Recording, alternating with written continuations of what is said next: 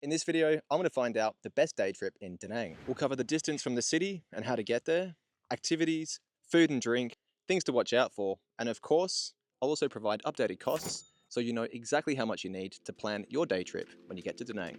Let's jump in. The Cham Islands get their name from the Cham people of central Vietnam, who first settled on these islands 2,500 to 3,000 years ago.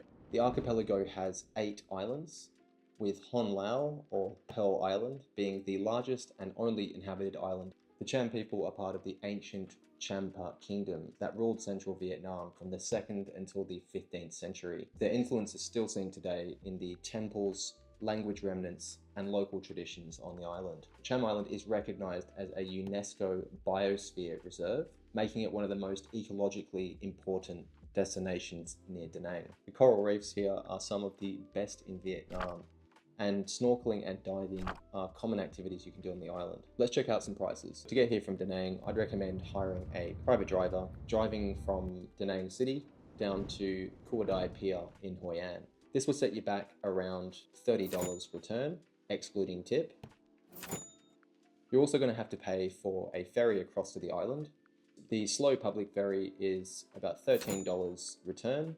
You also have fast boats going across the island, which are a little bit more at around $16. Also keep in mind that as a biosphere reserve, there is an environmental fee of around $2.60. The island is simple. There's no big resorts, just beaches, fishing villages, and fresh seafood restaurants. If you want to slow down even more and really sink into island life, you can stay over, and I definitely recommend doing this, as there is plenty of great local guest houses for as low as $10 a night. This will give you a little bit more time to slow down, rent a motorbike, and explore the island, in addition to getting in some additional snorkeling or diving if that's your thing. On that note, snorkeling tours start from $35, and renting a scooter will set you back under $6 per day. If the wind is strong and the sea is rough, the speedboats do get cancelled. Avoid going from October to January unless you enjoy a little bit of maritime combat, or just pop a few seasickness tablets. Don't forget to bring cash because there are no ATMs, and of course everything is cash based. Barna Hills. This is probably the most famous day trip from Da Nang. It's about 40 minutes west of the city, 1,500 meters above sea level. It was originally built by the French in 1919 as a hill station to escape from the coastal heat. But in recent years, it has been turned into a massive fantasy-style theme park run by Sun World. Most people come here for a photo op on the Golden Bridge, held up by huge stone hands. But there's also a French village, wine cellars, gardens, pagodas, a wax museum, and Asia's largest indoor theme park. Personally, I'd recommend just getting a private driver to take you over there. You can leave whenever you want, and they'll also be waiting for you when you come down. And also, you'll have the flexibility of being able to change your plans on a whim. So if you do want to stay a little bit longer, you can. And if you want to add another destination on the same day, you can also do that. Entry into the theme park and all the attractions that I discussed earlier is about $38. And this also includes the cable car up to Barna Hills, which happens to be the longest cable car in the world. I think it's the longest cable car in Asia. We chose a pretty windy and wet day, so this experience was a ride in and of itself. It is pretty hectic up here. Ha! Gay! Fortunately, I've now had 3 beers, so I'm fearless. At least for now, until we get onto the cable car, and where I'll probably shit myself again. If the weather comes in, you're also not going to see a thing. So that iconic view... Oh, forget about it. My personal experience with the Barna Hills was a little bit disappointing. With the weather being so bad, we didn't get those views. In addition to this, everything was closed. So they'll still sell you a ticket to go up the mountain, but if all the shops and all the attractions are closed, all the rides are closed, there's really not a lot to do up there. I guess that's why they give you the free beer. Check the weather, double check it, make sure it's good, otherwise it's not really worth your time. Next up, we've got the My Son Sanctuary. This is one of the most important archaeological sites in Vietnam. It's only about an hour and 10 minutes from Da Nang. Yes, Mr. Tung, that's how it's done, brother. So while you can drive up here yourself in a motorbike, this is why you need to hire a private driver, because these guys will literally keep you alive.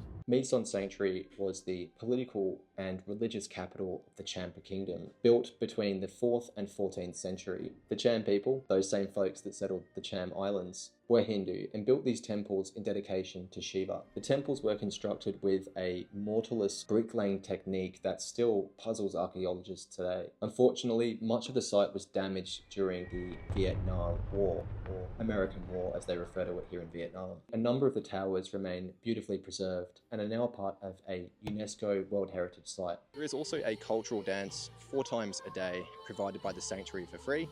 So try to keep this in mind when you're planning your day. Entry to the sanctuary is only $6 and includes a short electric cart ride over to the ruins. Go at sunrise if you can, cooler, less crowds, and there may even be an eerie mist rising over the red brick temple towers. We also got some food from one of the restaurants here, and it had one of the most spectacular views I've ever seen.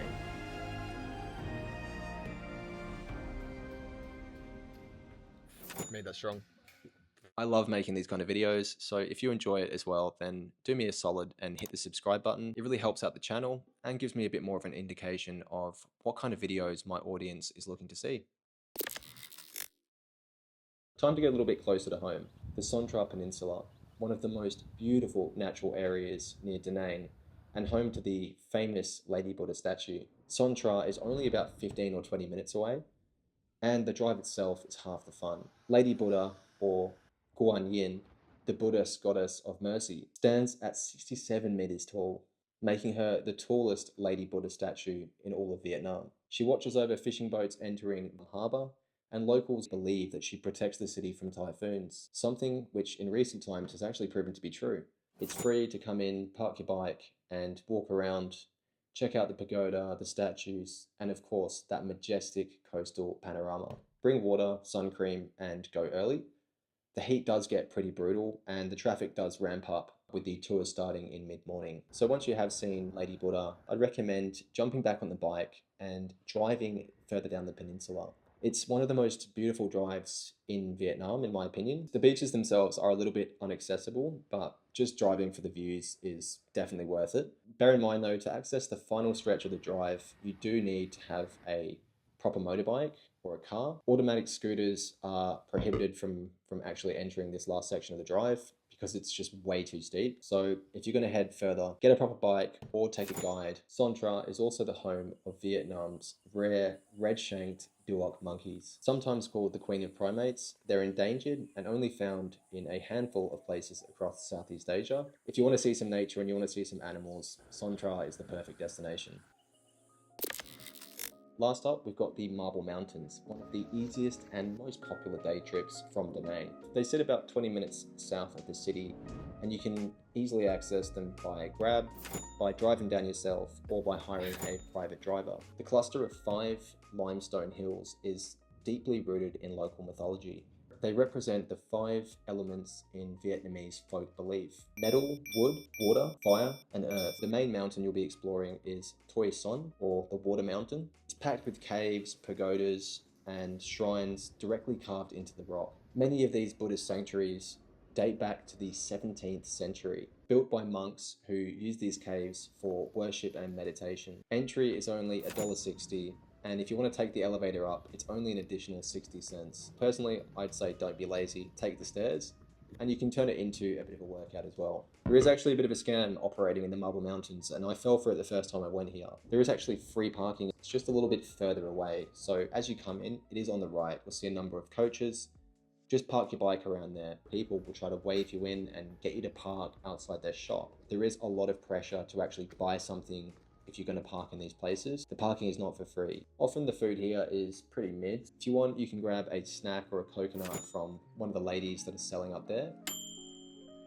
So which day trip is the right one for you? If you're looking for an extended trip with beautiful beaches, a bit of culture and some delicious food, then Cham Islands is definitely your best bet.